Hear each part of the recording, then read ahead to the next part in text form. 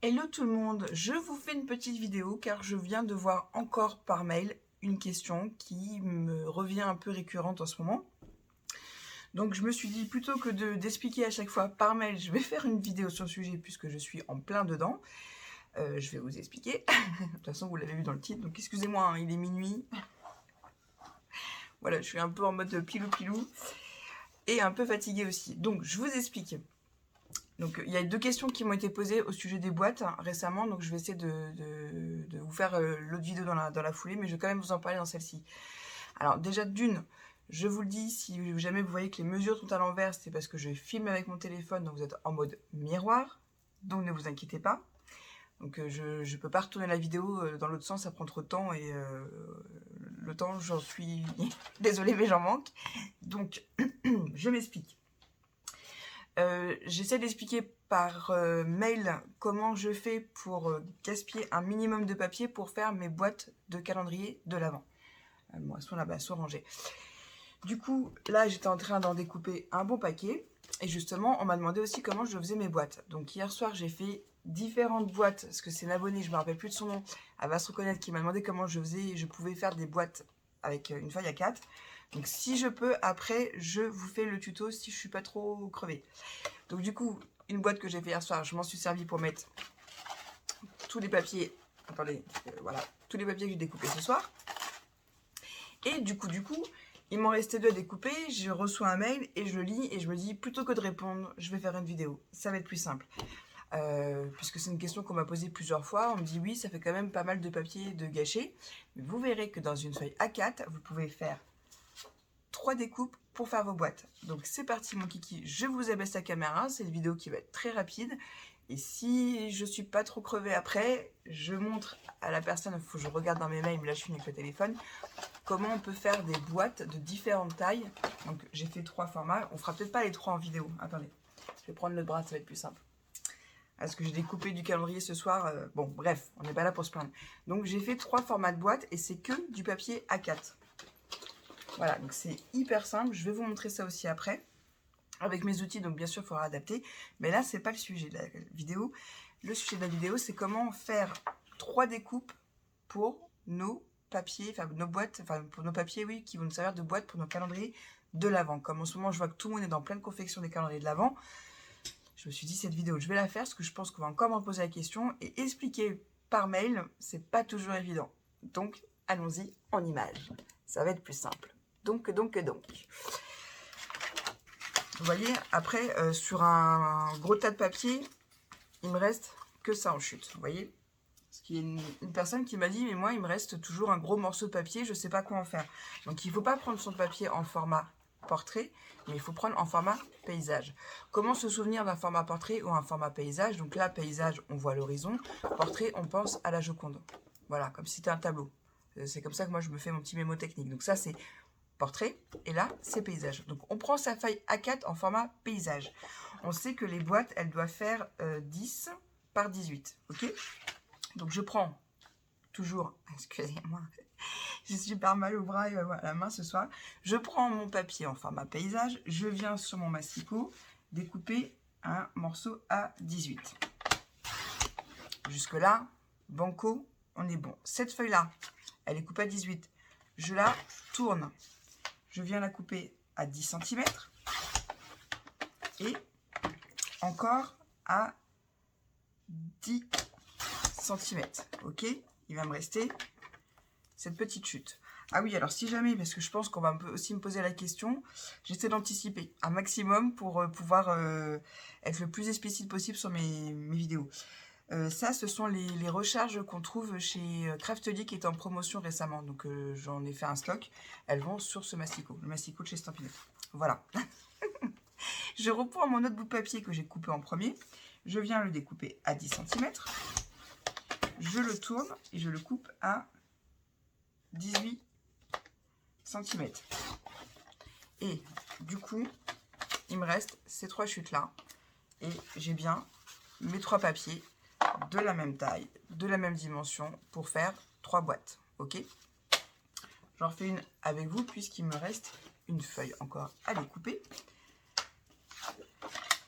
Donc je prends toujours format paysage. Je coupe à 18. Moi, généralement, je la mets comme ça sur le côté et je viens tout de suite retravailler celle-là. Mais j'ai préféré vous montrer tout à l'heure avec ce morceau-là pour pas vous induire en erreur. Mais là, je fais comme moi, je fais d'habitude. Hop. J'ai une feuille. Celle-là, je l'ai tournée tout à l'heure. Vous avez vu? Tac. Donc là, je la reprends. 10 et 10.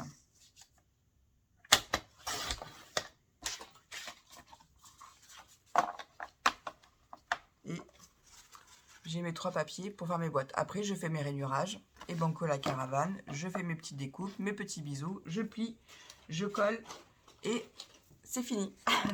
On aura nos boîtes.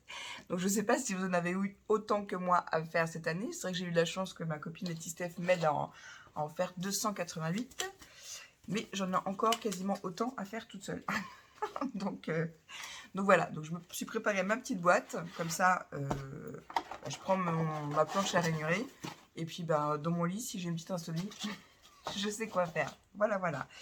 Sur ce, pardon, j'espère que ça aura aidé les copinettes qui m'ont posé la question.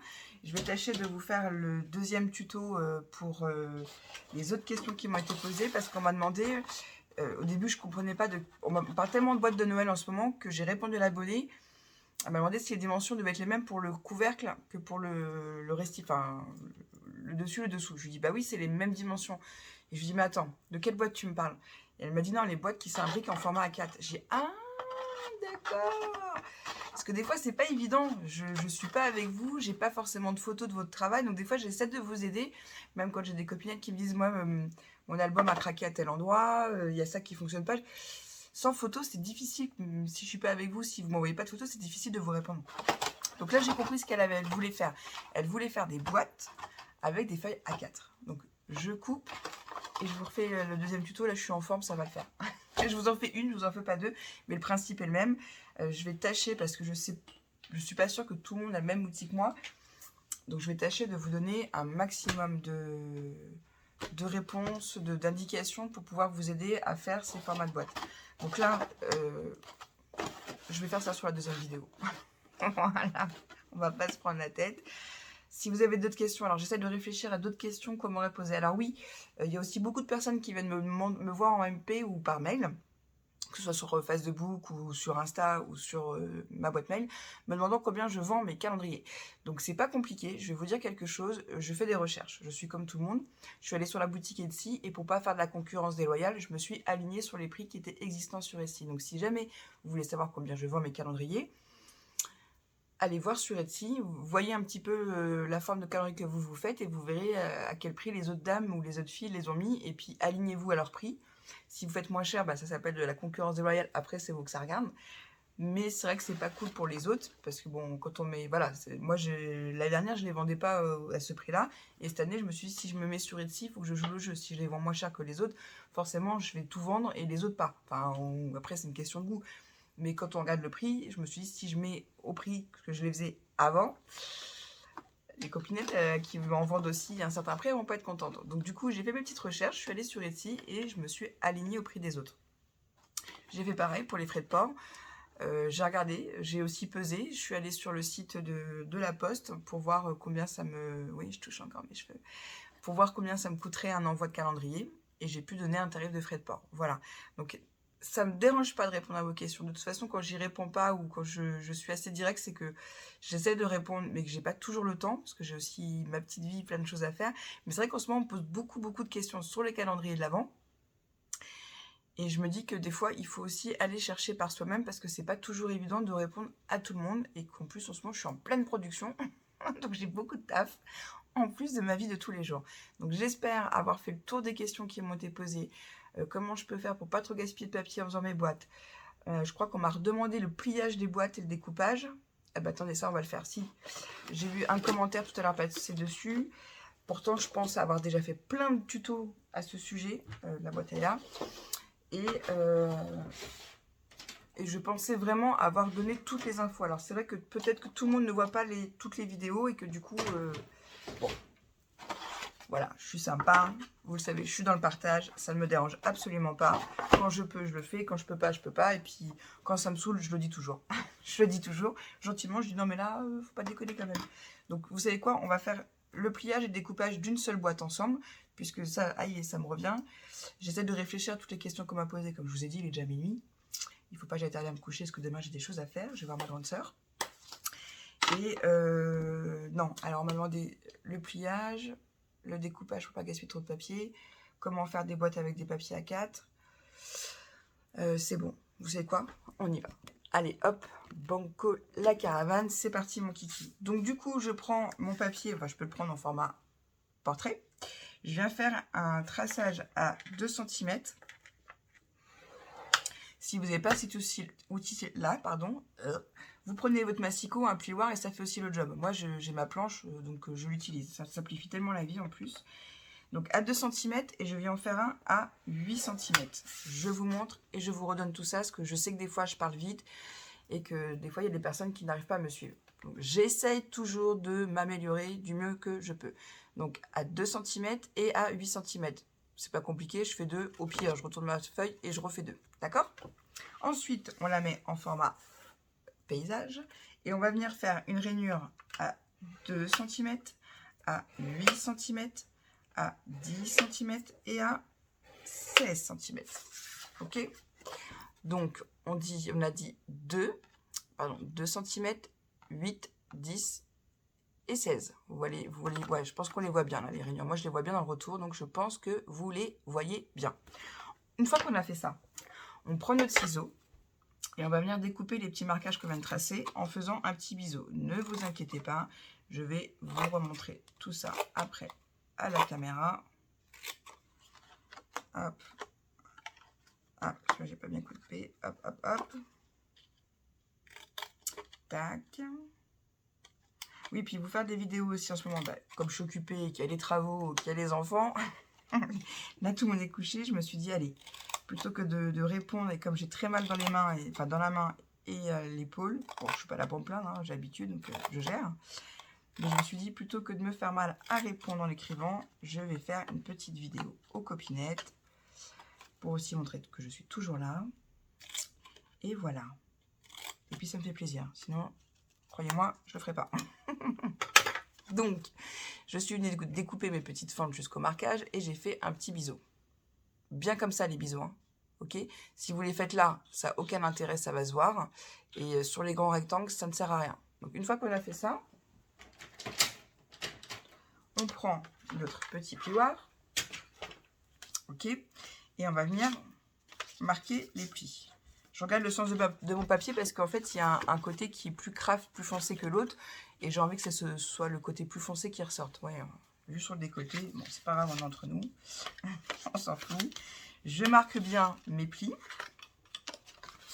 Ok, voilà. Maintenant, je vais le faire aussi sur les côtés.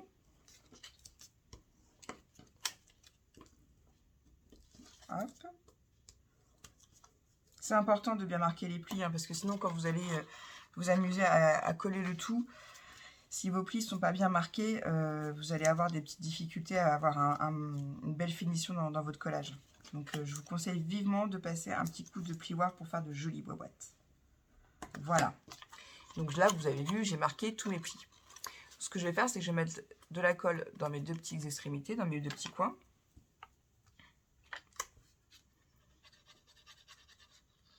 Alors, je vais vous montrer une autre petite astuce que je fais aussi. Hop. Vous imaginez quand il y en a 288 à faire? Je suis bien contente d'avoir les Steph qui m'aident. Hein. Ah, je peux vous le dire. Hop. Mais là, j'en ai autant à faire et sans elle. Ça va être dur. Donc là, je colle. Et pour avoir après un bord bien propre, bien droit, bien d'équerre, j'aime bien venir, pareil, rappuyer avec mon plioir pour vraiment que la colle adhère bien. Et surtout que ça m'écrase bien, bien ma colle là sur mon petit coin et que ça soit nickel, vous voyez. Voilà, j'ai un peu plié. Je sais pas si vous voyez ce que je veux dire. Hein, si, je suis sûre que vous voyez. Là, pareil, on vient mettre de la colle. Alors, pareil, si vous me demandez où je les ai trouvés, ceux-là, je crois qu'ils viennent d'AliExpress. Enfin, c'est une copinette qui me les avait offerts. mais vous en trouvez facilement un peu partout, hein, maintenant, même chez Craftelier, ils en font. C'est des petits tubes à colle de précision. Donc, vous ouvrez le bouchon, vous mettez votre colle dedans, et voilà, banco la caravane. Pour les petits projets comme on est en train de faire là, c'est juste parfait. Plutôt que de prendre un gros tube de colle qui va en verser un petit peu plus, et du coup, ça risque de faire gondoler votre papier et de vous faire perdre du temps. Donc là, voilà, je remets un petit coup de plioir.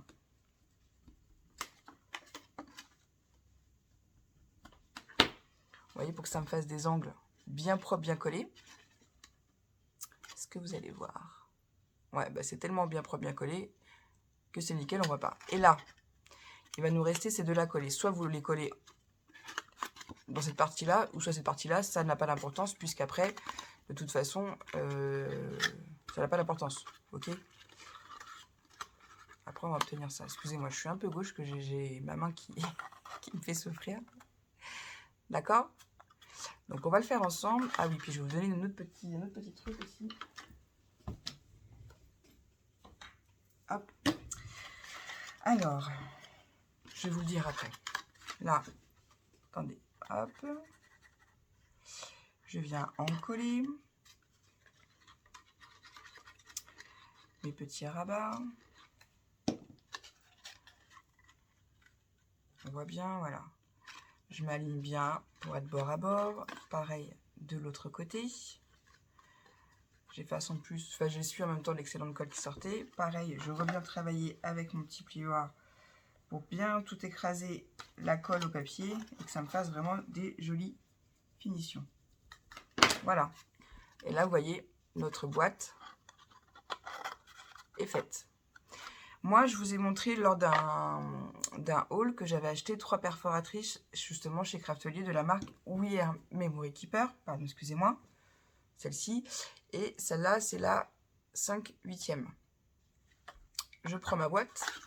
Après, vous pouvez très bien trouver un autre système. Hein. Vous pouvez très bien mettre du ruban. Vous faites comme vous voulez. Et je viens... Hop. Et pour l'ouvrir, c'est plus facile parce qu'il y a la petite encoche. Vous voyez? Voilà, j'en ai réalisé une avec vous. Donc, j'espère que ça vous aura aidé, parce que j'ai vu qu'il y avait une débutante qui m'a dit qu'elle n'avait pas réussi à faire ses boîtes. Et pareil, une autre petite astuce aussi que je vous donne, les filles, vous voyez là, il y a des petits rabats de la boîte qui sont légers. Moi, ce que je fais, c'est que je les empile par 3 et je mets un élastique pour les tenir tous les 3 en même temps, comme ça. Et du coup, bah, comme elle reste un petit temps avant que je les colle sur mes albums, puisque je fais toujours tout en série, et bah, tout de suite après, bah, vous voyez, même là, le fait d'avoir appuyé un petit peu dessus, ça fait quelque chose de plus propre. Voilà, voilà, voilà. J'espère vous avoir donné toutes mes petites astuces concernant les boîtes des calendriers de l'Avent. On est encore au mois de novembre, vous avez encore le temps d'en fabriquer.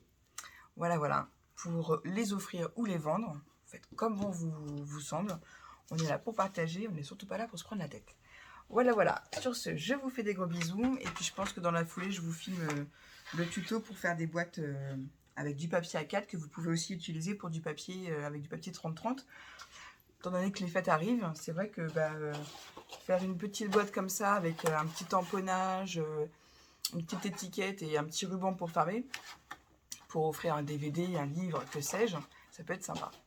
Voilà, voilà, sur ce, je vous fais des gros bisous et je vous dis, scrapez bien.